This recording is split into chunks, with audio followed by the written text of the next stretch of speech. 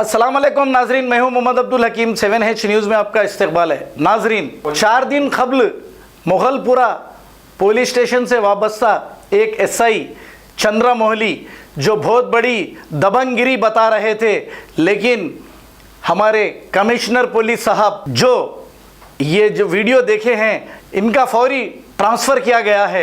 हालांकि इनको सस्पेंड करना चाहिए, ये बहुत बड़े दबंग मालूम हो रहे थे।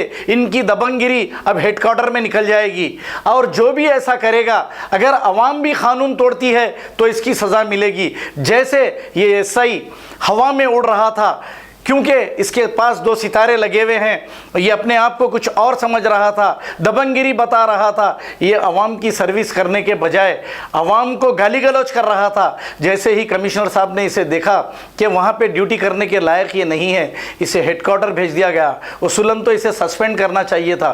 Different culture, different traditions, different people, all under one roof. Under tree of knowledge. This is Success Junior College. Success Junior College. Academic excellence with reasonable fee structure. Excellent, highly qualified faculty.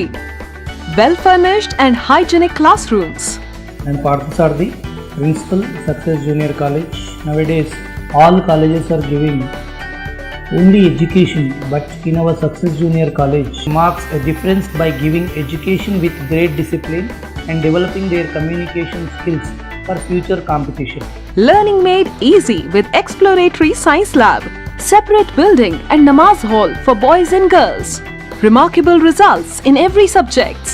Join your ward in success for his or her future success. Reach the success through Success Junior College, opposite Indian Petrol Pump, Santosh Nagar, Hyderabad.